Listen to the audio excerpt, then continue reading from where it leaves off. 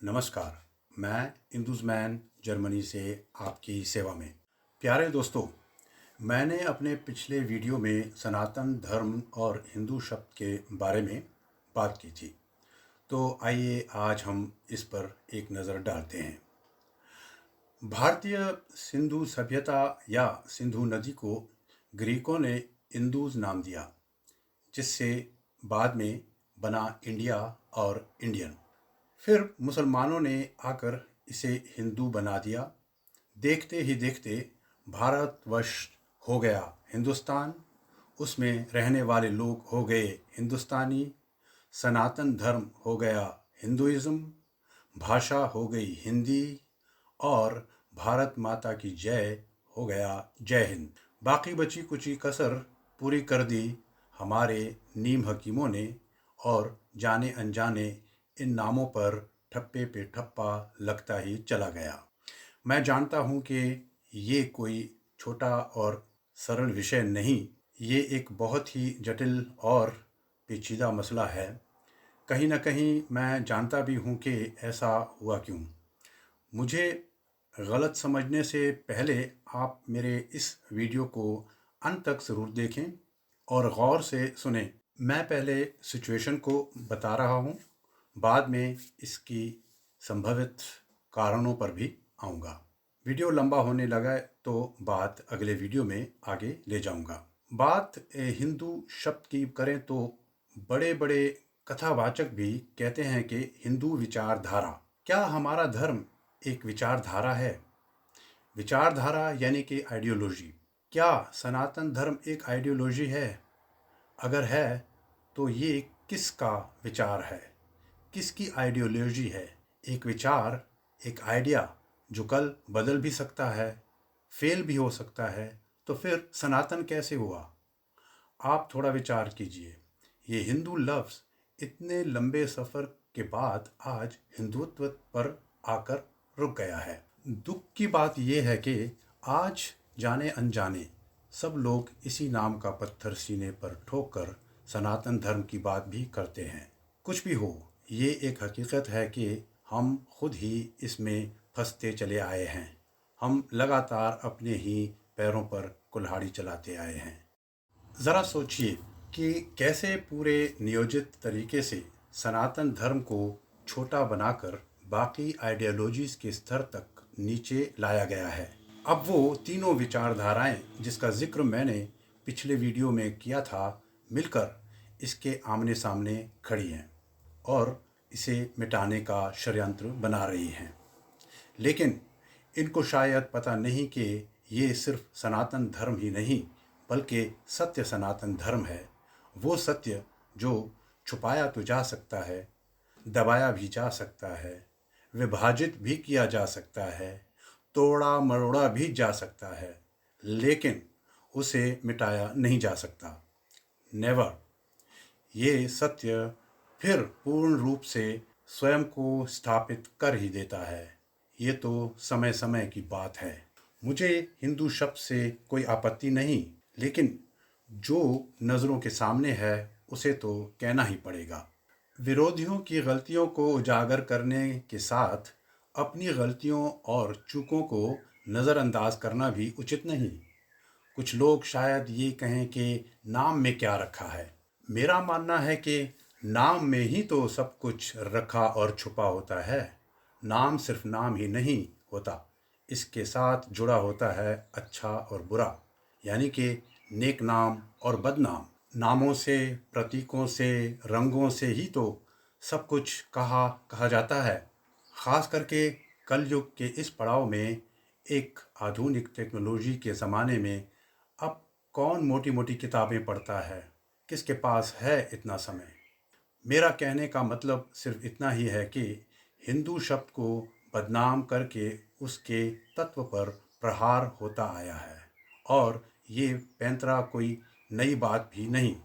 इसके उदाहरण इतिहास में हज़ारों मिल जाएंगे। दूर क्यों जाएं?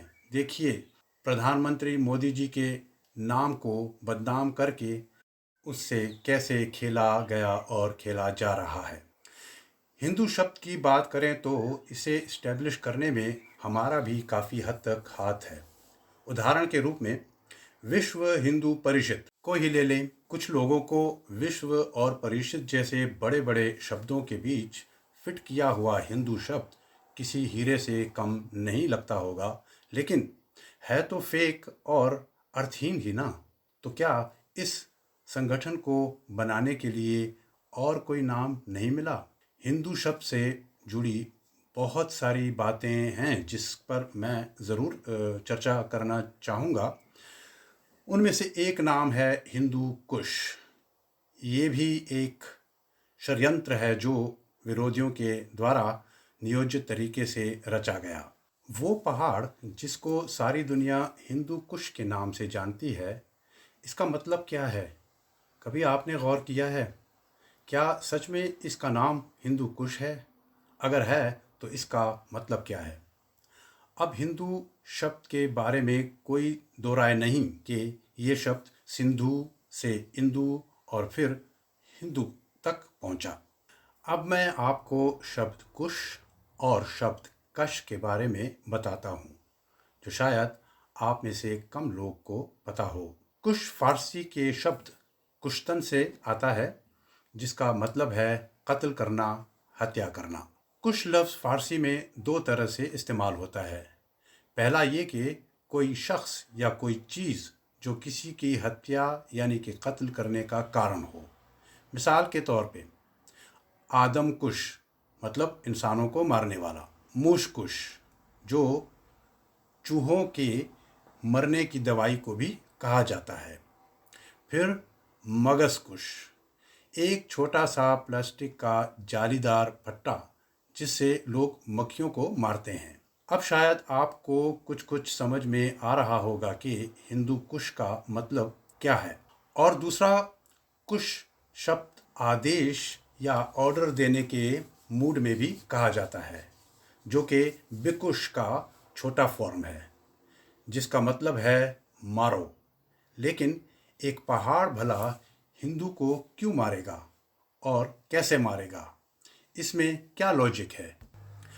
अब सवाल ये है कि अगर ये कुश नहीं तो फिर क्या है? तो ये शब्द कुश न होकर कश है। अब मैं आपको बताता हूँ कि कश का मतलब फ़ारसी और पश्तो भाषाओं में क्या होता है।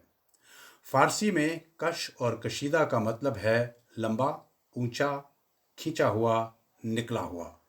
फ़ारसी शायरी में इस लफ्ज़ को कद के साथ जोड़कर कद कशीदा या कद कशीदा लफ्ज़ को अनगिनत शेरों में लंबे या ऊंचे कद के लिए इस्तेमाल किया है। या जब बच्चा बड़ा होने लगता है तो कहा जाता है कि कद कशीदा हो गया है। और अब देखिए बिल्कुल सीधी सीधी बात, पश्तो ज़बान में कश का मतलब ही पहाड़ है। आप डिक्शनरी में देख सकते हैं कि पहाड़ को पश्तो में गर और कश कहते हैं, और ये पहाड़ वही हैं जहाँ पश्तो बोली जाती है। ऐसी बहुत सारी पहाड़ियाँ हैं जिनके नाम के आगे या पीछे कश लगता है। मिसाल के तौर पे नूरिस्तान के कश्तूम गर जो 3757 मीटर ऊंचा है, कश्तोज़ 4372 मीटर ऊंचा, लग़मान में कशमंद गर, नॉर्थ की तरफ कोहे बुज़कश, गजनी के पास जागुरी के कोहे खारकश 2144 मीटर ऊंचा। अब इनकी मुनाफ़कत देखिए, इनमें से कोई भी कुश नहीं, सारे के सारे कश हैं। तो अब आपको पता चल गया होगा कि हिंदू कुश का मतलब क्या है। अब आते हैं इस बात पर कि पूरी दुनिया इसे हिंदू कुश क्यों कहती है। इसको एक्सप्लेन करने के लिए शायद मुझे ज़्यादा मेहनत करने की ज़रूरत नहीं। ये वही प्रॉब्लम है जो अंग्रेज़ी भाषा की फ़नी राइटिंग और प्रोनाउंसिंग में ही है, जिसकी मिसाल ख़ुद वर्ड फ़नी में ही मौजूद है। बिल्कुल वैसे ही जैसे बटर, कटर, बजट वगैरह जो लिखे जाते हैं यू से और बोले जाते हैं ए से। बस इतनी सी बात है। अब अंग्रेज़ी के लफ्ज़ को उसके नियम के हिसाब से कब कैसे लिखना और बोलना है, ये तो उनके ग्रामर का विषय है। लेकिन अन्य भाषाओं के नामों का कौन तय करेगा कि कौन सा नाम कैसे बोला जाएगा? पूरा झोल यहीं पर है। ये किसने तय किया कि ये कश है या कुश? अब देखिए आगे इनकी मुनाफ़क़त को। ये कश को तो कश बोलेंगे, लेकिन इंदुस को इंदुस नहीं बोलेंगे, इसे बोलेंगे इंडस। अगर अब मैं अपने नाम को यू से लिखता हूँ तो सब बोलेंगे इंडसमन। अब मैं किस किस को समझाता फिरूं कि भाई ये इंडस नहीं इंदुस है। अब आपको ये पता चल गया होगा कि मैंने अपना नाम डबल ओ से क्यों लिखा है। अब हिंदू शब्द के बारे में कोई दो राय नहीं कि ये शब्द सिंधु से इंदु और हिंदू का सफ़र तय करके अब हिंदुत्व तक पहुंचा है। तो क्यों ना मैं हिंदू कुश जैसे बेहुदा नॉनसेंस और नकली नाम की बजाय उसके असली और मीनिंगफुल नाम यानी कि सिंधु कश कहूँ, जो शायद कभी रहा भी हो। कम से कम इसमें लॉजिक तो है।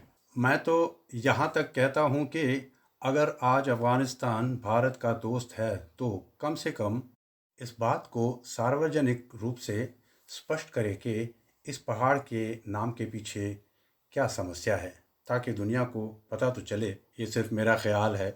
अब ये हिंदू शब्द वैश्विक स्तर पर एक ऐसा विषय है जो हमसे न उगलते बनता है और न निगलते। बिल्कुल वैसे ही जैसे गांधी बाबू का विषय।